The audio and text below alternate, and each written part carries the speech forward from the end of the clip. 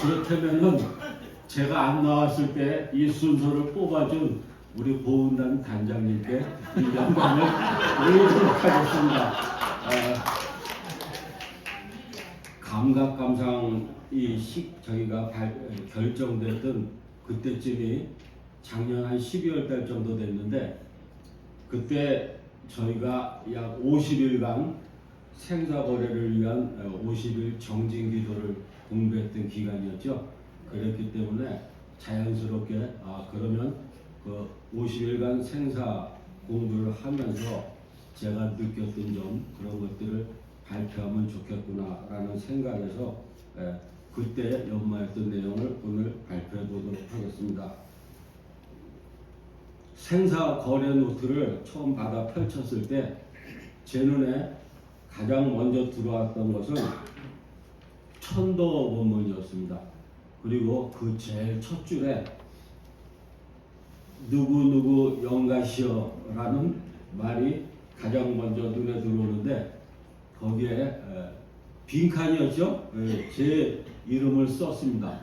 하원교 영가시여, 정신을 차려 부처님의 말씀을 잘 들으소서라는 것을 쓰고 한번 읽어보니까 이게 참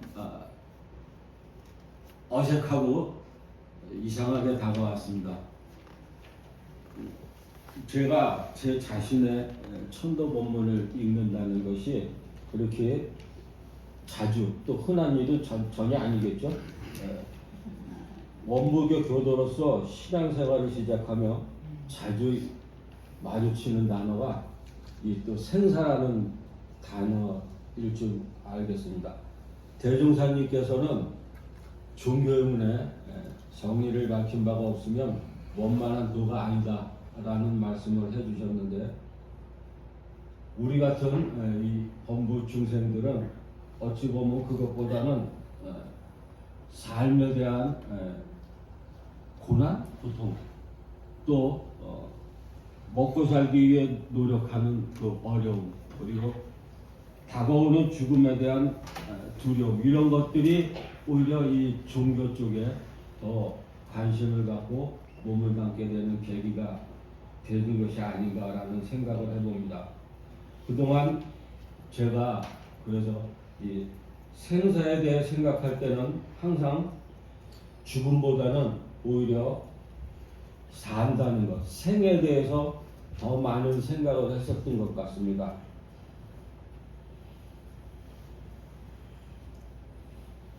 참 살기 쉽지 않다. 먹고 살기 힘들다. 그러다 보면 내일은 좀 오늘보다 더 쉽게 잘 살 수 있는 방법은 뭐가 없을까? 이러한 생각들을 많이 하면서 보냈는데, 이번에 생사노트 공부를 쓰면서는 생보다는 살을 생각하는 시간이 좀 더 많았던 것 같은 느낌이 듭니다. 어째 제가 새해 들면서 나이를 한 살 더 먹어서 그랬는지도 모르겠습니다. 그리고 이 생사노트를 쓰다 보니까 제 이 마음에도 잘 맞게 대종사님께서 생사에 대해서 잘 밝혀놓고 말씀해 주셨던 것 같습니다. 제가 이 연마를 하고 천도 법문에 대해서 연마하며 알게 됐던 것은, 이 천도 법문을 전체적으로 보니까 대종사님께서 아주 친절하시게 4가지 단락으로 이렇게 나눠서 말씀을 해주셨더라고요. 처음에 보면 항상 단락 부분에 듣고 들으셨나이까 또 들으소서 하면서 한 단락을 끝나고 다음 단락이 시작되죠. 이것이 4단락입니다. 첫 부분은 이제 막 열반에 들어서거나 한국 중생들에 대해서 천업에 대해서 말씀을 해주시는 것이더라고요. 모든 것은 네가 지은 대로 받게 되는 것이 대자연의 천업이다. 그러면서 이것은 부처나 조사 또한 우리 같은 범부 중생 모두 다 크게 벗어날 수 없는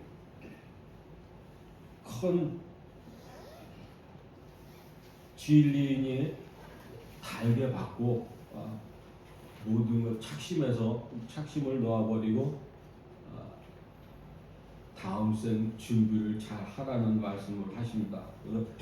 두 번째와 세 번째 단락은 생사에 대한 문제와 인거에 대한 문제에 대해서 말씀을 해주십니다.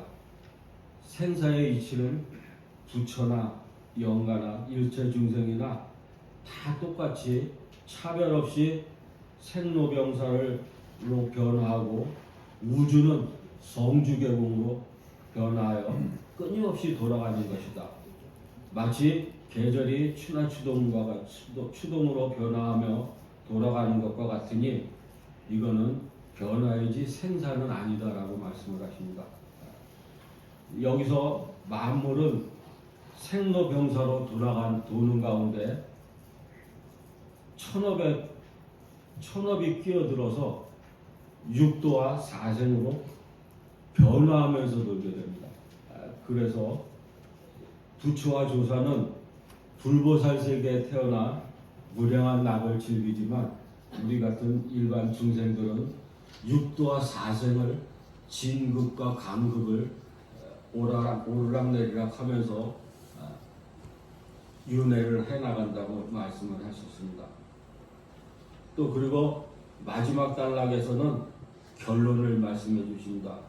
위에서 말씀하신 대로 위에 밝혀주신 대로 신앙과 수행을 계속해 나가면 불보살 세계에서 낙을 즐길 것이요 애착 탐착을 끊지 못하고 거기에 끌려가다 보면 악도에 떨어지게 되어 한 번 악도에 떨어지면 다시 이 사람 몸 받아 언제 가서